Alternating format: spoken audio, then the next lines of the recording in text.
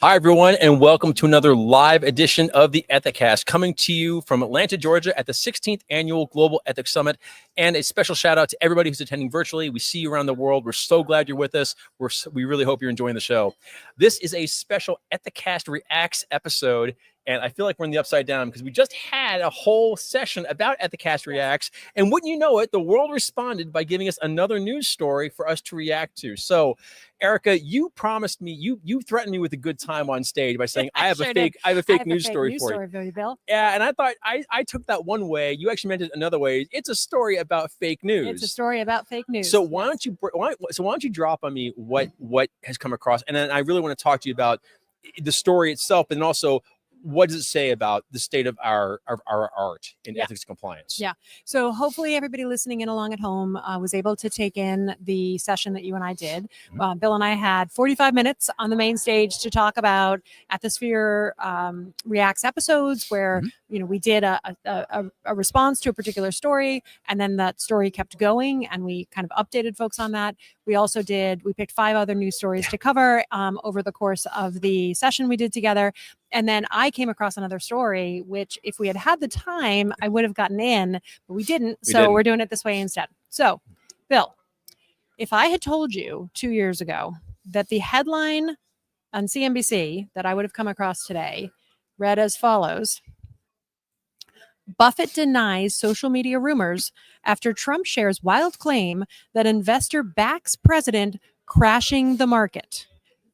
How much money would you have given me if I had bet you that was going to be the headline? Probably enough to create its own economic crisis, right, to be perfectly honest with you. Yeah. That beggars belief. So the story goes on to share that legendary investor Warren Buffett, of course, of Berkshire Hathaway fame, went on the record Friday to deny social media posts after President Donald Trump shared on Truth Social, of course, a system that didn't exist a couple of years ago, exactly, a fan video that claimed the president is tanking the stock market on purpose with the endorsement of the legendary investor. Mm-hmm. So what Trump did is he reshared a video that had been posted on X by an account at America Papa Bear, which appeared to be a repost of another video that was on TikTok from a different user. And in this particular video, the video claims that Trump is crashing the stock market this month, but he's doing it on purpose. And this is why Warren Buffett just said Trump is making the best economic moves he's seen in over 50 years. That is a knee slapper. Yes. This whole situation caused Berkshire Hathaway to come out with a statement because, of course, Berkshire Hathaway is a publicly traded company. Sure. To come out with a statement that all of these various rumors are categorically false, the company said in the statement. And in fact, the CNBC went on to learn from Buffett that he wanted to knock down this misinformation in an age where false rumors can be blasted around instantaneously. Sure. Mr. Buffett went on to say that he won't make any commentary related to the markets, the economy, or tariffs between now and Berkshire's annual meeting on May 3rd. Sure. So, lots of things here. But first, I want you to engage in a thought exercise. Sure. Mm-hmm. Please close your eyes and imagine that you are a lead securities lawyer for Berkshire Hathaway. Okay. And on Friday, you see all of this stuff, and you're being your media relations team is being asked to comment on these things, and you have to go and knock on the door and say, "Got a moment, boss?" Because here's the thing: Berkshire Hathaway is a publicly traded company. It is, right? Yeah. People take what Warren Buffett is saying very seriously. He has the capacity to move markets, and so to take someone's with that level of reputation, to take someone with that level of gravitas, and for some Yahoo to put that in a video, which is then sent around the globe in an instant, I can't think of a better example of an encapsulation of the challenges that this community has to deal with on a day-to-day basis. You have systems that can be deliberately utilized with videos claiming all kinds of things. Sure. That can actually have the capacity to influence your business. And it is an enormous risk area and challenge for the community we care so much about. So I have a couple questions for you about materiality. Please. Yeah. So I'm guessing, so I have been here dutifully working at GES all day long, which has been great for a couple reasons, not the least of which is it's actually given me a news blackout for today because I haven't had the chance to follow the news. Yep. But This is not the first time we've seen spurious news from one social media platform kind of, like bird flu, skip to another social media platform, right? Too soon. Right? Too soon for pandemic jokes. Right? Too soon. But they skip and they skip and they skip. So by the time they're making news elsewhere, they're already 4 iterations old, right?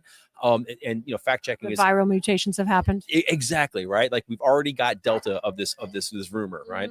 Mm-hmm.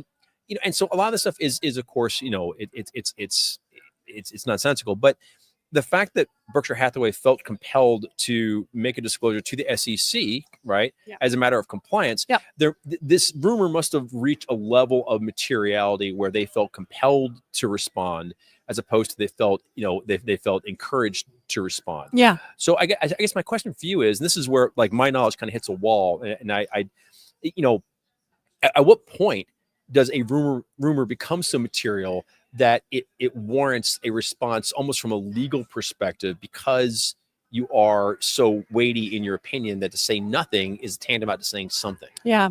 Well, I think, I think it's a really good question, Bill, but, and I think part of the reason why this particular piece was something that the Berkshire Hathaway team decided to respond to is 2 things. One is the time of the year. So, sure. The Berkshire Hathaway annual meeting is a pilgrimage for people to go and hear from the Oracle of Omaha, right? And I think that if this video had been positioned potentially in slightly different ways, where it kind of insinuated maybe that Buffett was supporting what was happening or something like that, as opposed to saying, and that's why Buffett says blah, right? The truth. I think that's part of the reason why they decided that it was time to react to it. I think it had gotten enough traction. It certainly had gotten enough attention, at least, that Trump came across it. And then he, of course, reposted it to his millions of followers. And I think that was the point at which, probably, obviously, I don't know that was the point at which, but I imagine that was the point at which the Berkshire Hathaway team said, enough of this nonsense. Like, it's time for us to try to quash this rumor, because what Warren Buffett says has an enormous influence on lots of people's thinking about what's happening. And so, he doesn't want to be seen as giving credence to something that he didn't actually say. Yeah, for sure. One of the things that I keep thinking about is, everything he says moves markets, right?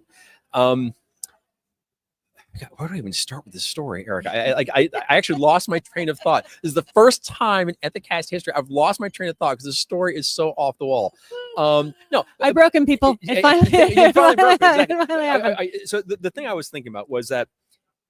So we announced the world's most ethical companies not long ago, and I spent that week as one of the things I was doing was really sharing posts that really we're elevating these companies, helping them celebrate their very rightfully earned kudos for a job very well done.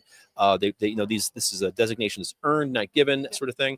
And of course, there are always, for everybody out there, there is a detractor, right? Yep. I'm sure even the Ethicast has its haters, right? Yep. I'd love to meet them. Yep. But inevitably these people, they come out and they say things that may or may not be tightly tethered to the truth or to reality. And I know with Berkshire Hathaway, you have an organization that is of such a rarefied condition that people have these very strongly formed opinions about it, regardless of what it does. Not every company is in that space, but I think every company that is highly public, and I mean, not necessarily by corporate structure, I just mean in the public eye. Yep. They probably look at that and they kind of get the cold sweats going, and they don't want to see that happen. Can you talk a bit about, we talk about the social license to operate and how closely that's tied to the DNA of your reputation and how a culture of ethics and business integrity, these things all mutually reinforce. And I can't help but wonder, do they also help to the degree that it can be helped in this social media age of mistruth and misinformation?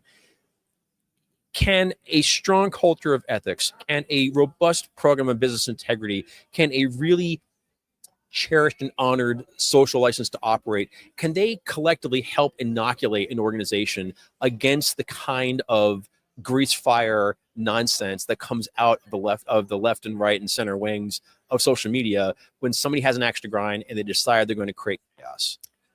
Yeah, I think what those kinds of cultures, Bill, can do is they can certainly help to serve as your first line of defense. Sure. Right. If you have if you've built that kind of organization where your people are understanding their role as guardians of the corporate reputation, right? You've had that conversation about this is who we are and this is what we stand for and these are the kinds of things we're going to say, then it is, I think, the kind of culture where people will, call you on a Monday and say, hey, did you see this thing? Sure. Right. So that you have a chance to get out in front of issues. And I think in this social media age, that's probably the thing you should focus on the most is maybe you don't respond to the issue right away, right? Because potentially you elevate an issue that doesn't need to be elevated by responding to it, right? That's always part of the analysis, right? Is that question of, am I going to make this worse by responding as opposed to just letting it die? Yes. And every organization has a slightly different trigger at which point they say, no, we're gonna respond to this thing as opposed to just hoping that it would just go away. So I think that's the open question, right, for every organization is how do you know what you don't know in terms of what's happening on the internet around your organization? How do you get your employees to be your eyes and ears on those things for you? And then have you, in the quiet times before the issue becomes a giant concern, have you figured out where your point's going to be? Right. When is the thing that's going to happen that is going to cause you to go over the edge? Sure. And say, now we got to quash it now. This isn't true. Yeah, this isn't true. Yeah. Because, organizations can be funny if you internalize a villain story that may or may not be true, right? That has a way of tainting your culture, and that has a way of living inside your organization long after the media cycle that spawned it is long forgotten, right? And is relegated to the farthest corners of the Wayback Machine. Right. Yeah, for sure. And once it's internal, like that's then from the E&C perspective, you're chasing ghosts for the rest of time because that stuff never really fully goes away. And it complicates your every internal activity to advance a culture of ethics and integrity. Yep. Yeah. And so, just again, based purely on the publicly available news, right? The things I have read about this particular story, I'm sure that a couple of the things that caused the Berkshire Hathaway team to say enough's enough was the actual attributed quote to Buffett, right? Sure. That's kind of an understandable trigger, but B, the time of the year, right? The approach to the annual meeting and the fact that the things he was alleged to have commented on are the kinds of things that people expect him to comment on. So that led a flavor of almost a nuance of veracity to the story that they just couldn't let sit. I also have to wonder, we're not here to really talk about politics a whole lot during GES, but in this particular case, though, I have to imagine that the chances also of the chief executive of the country repeating that lie, right, to his own benefit become probably almost close to 100%, especially on a day like today, right, where the markets have been completely melting down. And now you've got a real serious materiality issue, right? It's like I can appreciate the chain of events that they're looking at. And it's a tough road to walk, but I think it's a lot of lessons for us all here. So. For sure. Yeah. As is the case with every story to which Ethicast does a reacts, right? Exactly. We're always, in every one of these, we're always looking for what is that nugget that you can pull away from the fact pattern to say, could it happen here? Yes. And what would it look like if it happened here? And how would we know that it was happening here? And how would we respond to the fact that it might be happening Absolutely. Here? Context is everything. And that's why we do Ethicast Reacts. And just to everybody out there, I would just say, during our session, we talked about how every company should have their own ear to the ground channel, for sure. ear to the ground mechanism. I would recommend everybody out there do your own version of Ethicast Reacts as well. When you see a story that just blows you away and it gets you to stop and you're doing your daily task, you can stop and discuss the story. Ask yourself, no, wait a minute.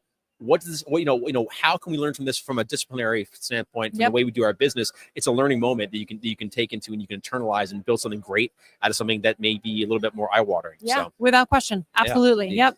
There's only so many ways, as we like to say here at GES, Bill, that people are going to people.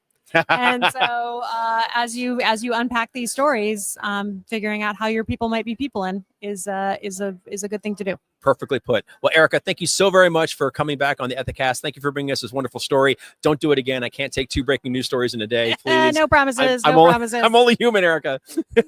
No, thank you so very much. And everybody out there, thank you very much for joining us again. This is another live version of the Ethicast at the Global Ethics Summit here in Atlanta, Georgia. Thank you so much for watching. I'm your host, Bill Coffin. We'll see you again soon. Bye now.